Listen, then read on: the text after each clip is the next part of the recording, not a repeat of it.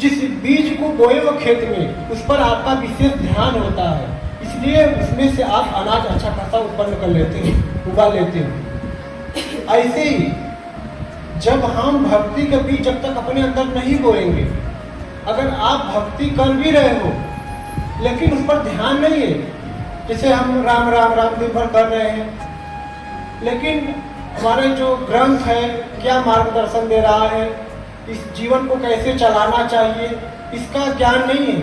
आप उल्टा सीधा दिन भर काम करते रहो, राम राम कर रहे हैं, इससे क्या फर्क पड़ने वाला है। खेत में बीज बोकर भुला जाओ, उसमें पैदावार होगी, उसमें से अनाज निकाल पाओगे? नहीं निकाल सकते हो। आप सत्संग सुनते हो आकर यहाँ पर 1 घंटा आधा घंटा जो भी सत्संग सुनाया जाता है, आप ध्यान से सुनते हो, लेकिन फिर भूल जाते हो कि गुरु जी ने कौन सी वाणी क्या क्या बताया है, क्या क्या करने को कहा है, नहीं पता, अनजान हो गए उससे। फिर वही विकार, वही गंदगी आपके अंदर जगह बना ली। जैसे खेत में निराई जब करते हो तो जिस घास को आप बाहर निकालते हो खेत में से, वो फिर निकलता है, निकलता है, फिर निकलता है। ऐसे जो विकार होते हैं यह रोज हमारे मन में आता रहता है, हर समय उसी से सावधान रहना है। जो आपके अंदर भक्ति का बीज बोया हुआ है उस पर ध्यान देना है, कहीं ये विकार हावी न हो जाए और हमको शास्त्रों से विमुख न कर दे, हमारे मन में कोई गलत विचार न डाल दे, हमारे शरीर से कोई उल्टा सीधा काम न हो जाए, इस पर सावधानी देना है। अब सावधानी कब दोगे? जब गुरु की वाणी अपने जीवन में उतारोगे, जब हर पल उस गुरु वाणी पर का मार्गदर्शन करोगे, तब ये जीवन जो है सुखमय होगा। इंसान का दुखी होने का कारण यही है, तो शास्त्रों से विमुख है, वो अपने जीवन में जैसा है उल्टा सीधा चल रहा है, जो मन में है सो किया, जो मन में है वो नहीं किया, किसी को इच्छा हुई गाली दे दिया, इच्छा नहीं हुई मतलब जो मन में है सो किया। तो गलत कार्य का तो गलत ही परिणाम होगा ना। अब फिर गलत करते हो तो फिर परिणाम को भोगने के लिए भी तैयार रहो। इसलिए हमारे ऋषि मुनियों ने, हमारे शास्त्र ग्रंथों ने बराबर लोगों को चेताने का कार्य किया कि शास्त्रों का मार्गदर्शन करो, अपने जीवन को जीने की कला सीखो। जो अपने जीवन को जीने की कला नहीं सीखा उसका जीवन पशु जैसा होता है, पशु जैसा। और जो जीवन जीने की कला नहीं सीखा पशु का तो ठीक है, वो तो मान लीजिए दूसरी योनि में है, अब तो श्रेष्ठ योनि, बड़े भाग मानुष कर पावा। आप तो भगवान के शरीर में हो, जिस शरीर में राम आए थे, जिस शरीर में कृष्ण आए थे, उस शरीर में आए हो।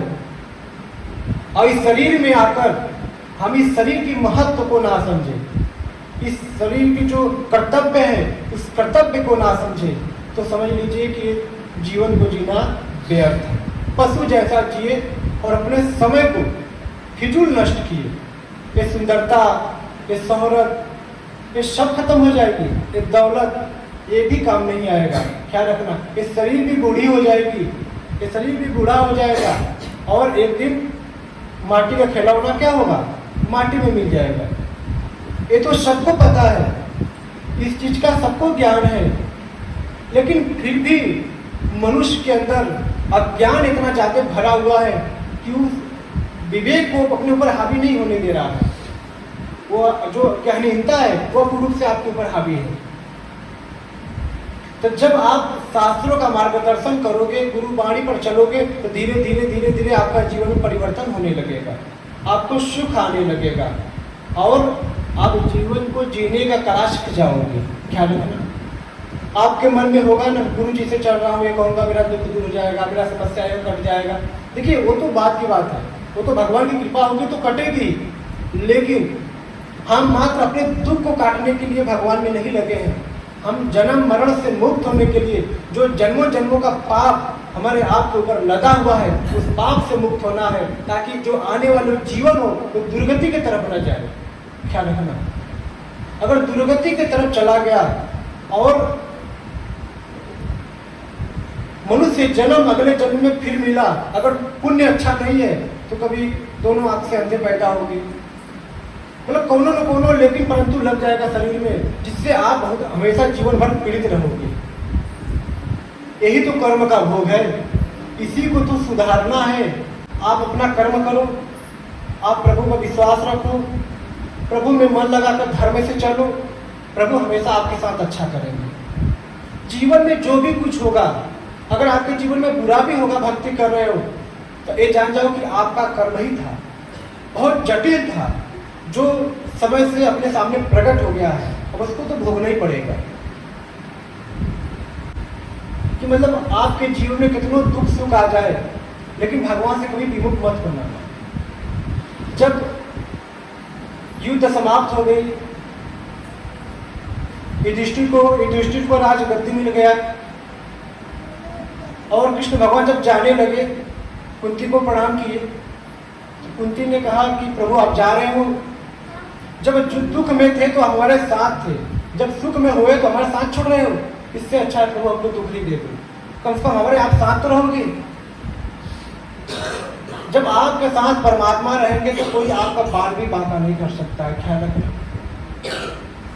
देखिए, बात सुनने सुनाने से काम नहीं चलेगा, इसको अमल करने की जरूरत है।